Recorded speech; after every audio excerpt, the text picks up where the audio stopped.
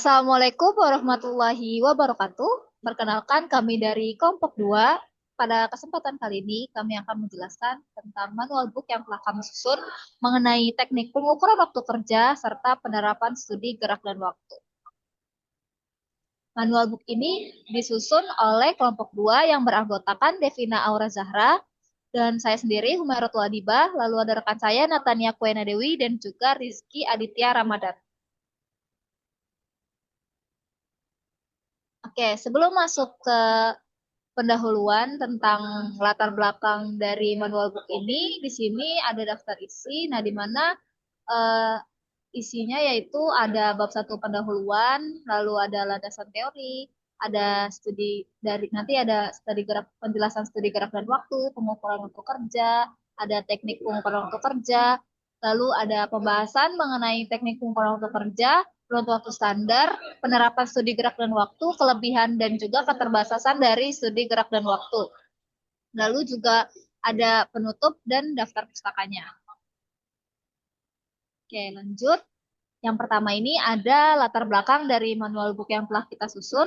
Latar belakang dari manual book ini em, mulai dari perkembangan dunia kerja yang semakin modern, yang menuntut setiap organisasi dan perusahaan itu untuk mampu meningkatkan efektivitas serta efisiensi dari kerja. Nah, persaingan yang semakin ketat membuat perusahaan harus dapat mengolah sumber daya yang memiliki secara optimal agar tujuan organisasi dapat tercapai dengan baik. Nah, salah satu upaya yang dapat dilakukan itu adalah dengan menerapkan prosedur dan metode kerja yang efektif sehingga aktivitas kerja ini dapat berlangsung secara lebih cepat, tepat, dan juga terorganisir.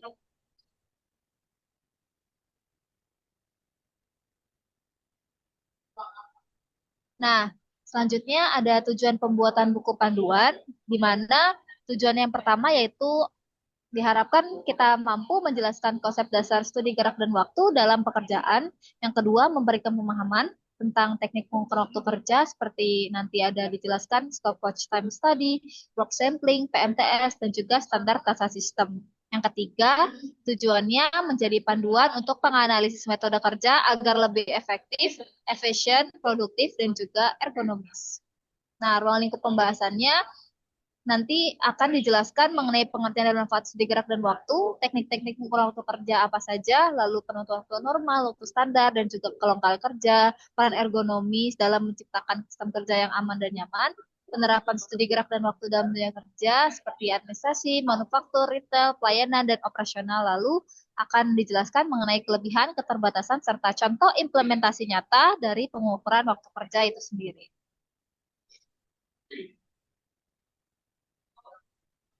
Oke, kita masuk ke landasan teori yang pertama mengenai studi gerak dan waktu.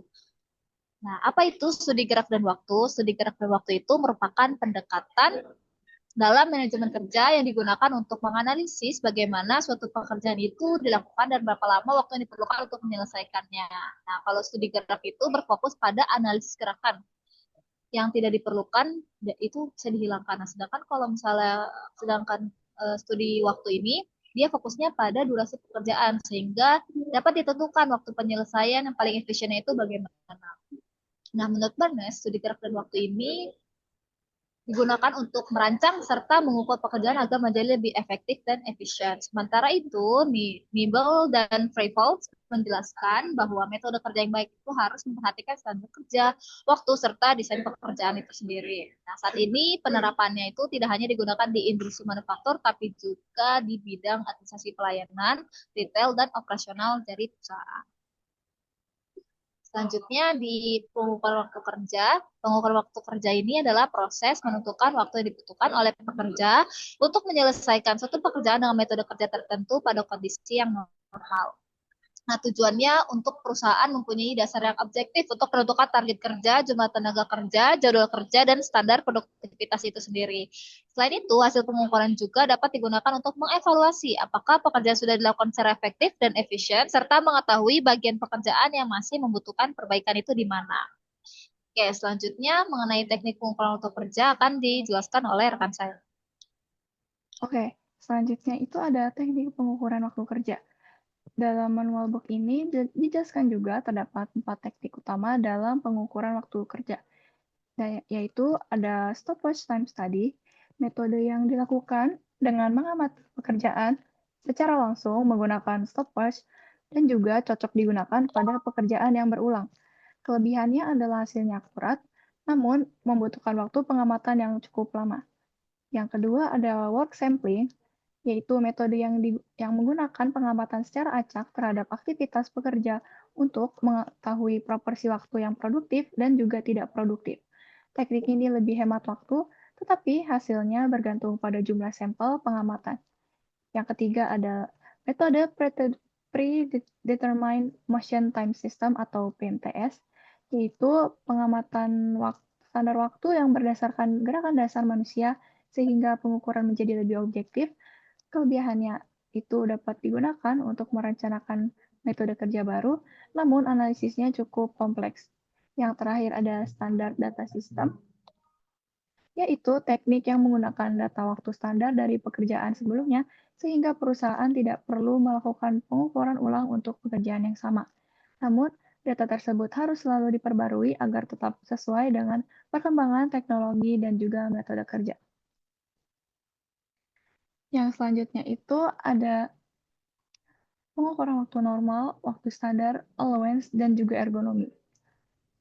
Setelah dilakukannya pengukuran waktu kerja tadi, langkah berikutnya adalah menentukan waktu normal dan juga waktu standar. Waktu normal adalah waktu yang telah disesuaikan dengan tingkat kinerja pekerja atau performance rating. Kemudian ditambahkan allowance atau kelonggaran sehingga diperoleh waktu standar itu sendiri. Allowance diberikan karena pekerja memiliki kebutuhan pribadi, yang mengalami kelelahan, dan juga menghadapi hambatan kinerja sehingga tidak dapat diperlakukan seperti mesin yang bekerja tanpa henti. Selain allowance, manual book ini tersendiri juga membahas tentang ergonomi. Ergonomi yaitu bertujuan menciptakan kondisi kerja yang aman, nyaman, dan juga sehat dengan mengurangi gerakan yang tidak perlu serta memperbaiki tata letak kerja agar pekerja tidak mudah lelah maupun mengalami cedera. Selanjutnya, untuk bab 3 ini sendiri, kita menegaskan kembali penjelasan yang sebelumnya tadi kita udah jelasin di landasan teori, dan juga dibahas bagaimana teori tersebut diterapkan dalam praktik yang secara langsung. Pertama, ada teknik pengukuran waktu kerja yang dijelaskan kembali melalui penerapan stoppage time study, work sampling, PMTS, dan juga standar data system sesuai karakteristik pekerjaan. Yang kedua, dilakukan penentuan waktu standar berdasarkan hasil pengukuran waktu normal, yang kemudian ditambah allowance sehingga menghasilkan standar kerja yang realistis. Yang selanjutnya, ada studi gerak dan waktu yang diterapkan pada berbagai bidang pekerjaan seperti administrasi, manufaktur, retail, pelayanan, dan layanan operasional. Melalui penerapan tersebut, perusahaan mampu mengetahui aktivitas yang tidak produktif, memperbaiki metode kerja, mengurangi pemborosan, dan juga meningkatkan produktivitas.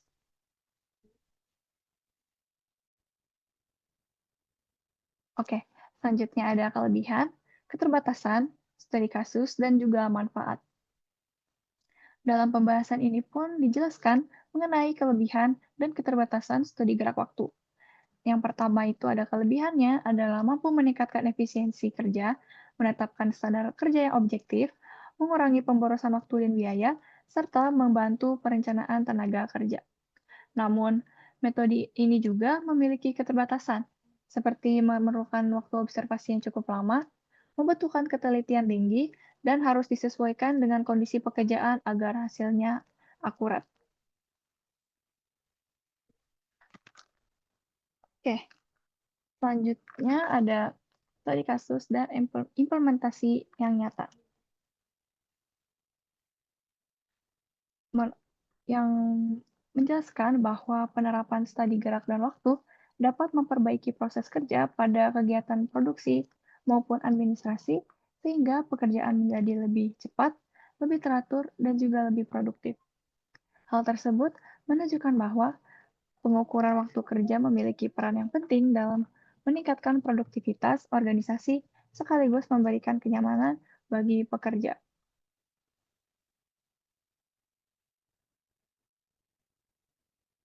Selanjutnya ada kesimpulan yang akan dijelaskan oleh rekan saya. Oke, setelah semua yang sudah dijelaskan oleh rekan saya, kesimpulan yang bisa kita ambil dari manual book ini sebagai penutup bahwa studi gerak dan waktu ini merupakan metode yang sangat penting dalam meningkatkan efektivitas dan juga efisiensi kerja.